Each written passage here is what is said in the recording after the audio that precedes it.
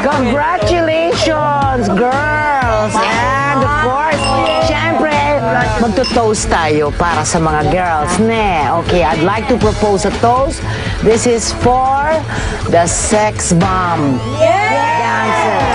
Yang announce ko na ngayon, ang top 2 is Micah and Mia. Congratulations! Yes. Perfect. Ngayon, pag nag-announce na ako ng pangalan, upon calling the name, ibig sabihin nun, she will take a back step. And kung matitira na nasa harap, ang magwawagi ng 100,000 pesos! Na nandito sa ATM card na to! At Siyempre pa! We'll have the chance to wear this highfalutin. yes, and Bogart. Yes, Lola Barbie, we take care of the fireworks. Wow! Of course, Bogart. To take that back step is sex bomb Micah.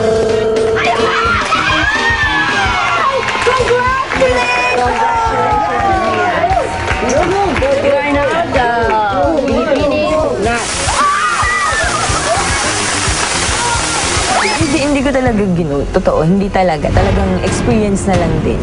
Yung ma-experience ko lang at sa buhay ko na nagawa ko dito, di ba, on national TV pa. Happy ako at naging part ako ng yaman ni Lola, na yun pa yung pinaka-gusto kong gawin sa buhay ko, dito ko pa ginawa. Yun. At nanalo pa ako ng 100,000. Yun yung pinaka-importante doon. At dahil 24 days na lang, Pasko na, naisipan ni Lola Barbie na maaga makapaghanda ng mga items na ipang-aaginaldo para sa natatanging okasyong ito. Kaya naman, ang kanyang mga susunod na hahanapin, mga ma'am, mga sir, kayo ba'y magaling sa pagpopromodizing, merchandising at bagging? Aba, halina po dahil kailangan po kayo ni Lola Barbie.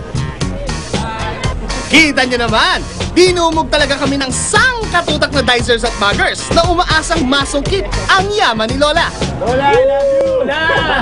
Sumali po ako kasi baka sakali pong manalo, syempre para sa pamilya ko at para ma-expose na rin po yung beauty ko.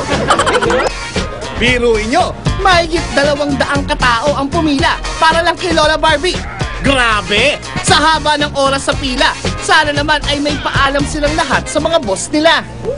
Big privilege to, sobrang daming pila. Umpisa na ng pasikatan! Lola, andito na ako. Bagong labas na magugustuhan nyo. Ano ba talaga sa amin dalawa? Kasi kayong mga guwapo. Kaso nga lang, Dito kayo yun eh. Dapat isa sa amin at maiwan. Mukhang mabangis ang kompetisyon, pabonggahan, pasiklaban, at patalbugan ng todo-todo ang mga aplikante. Sundo. Gawa sa magagaputo.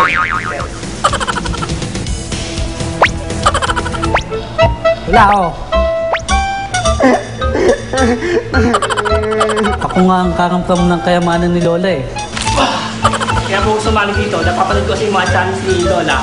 Puro lang pa naman po yung sumasali. Maliban sa mga bagger at dicer, may mga artista rin na pumunta sa aming audition. Makilala nyo kaya sila? O mga fans, akala nyo si Chito Miranda to, no?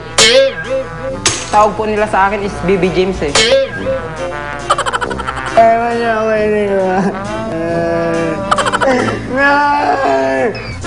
At dahil mukhang sobra-sobra sila sa kumpiyansa, oras na para i-level up ang pagsubok.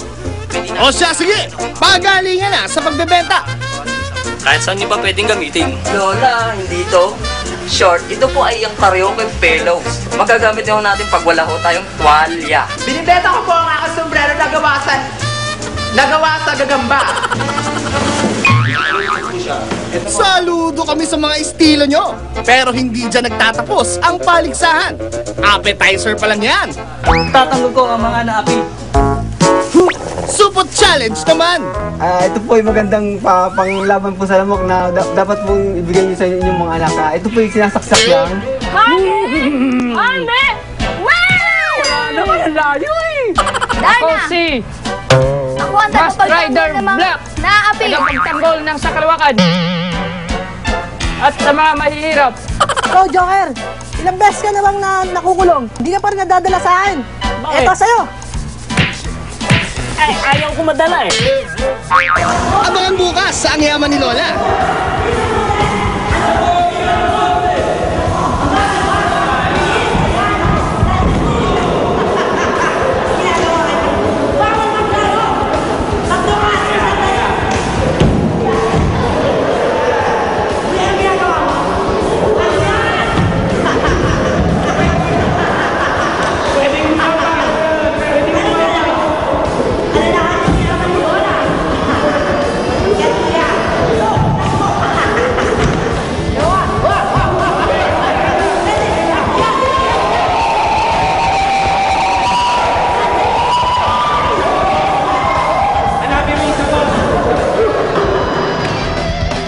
Napabilib ka sa mga diskarteng panalo para sa yaman ni Lola. Hatid ng Tide Taba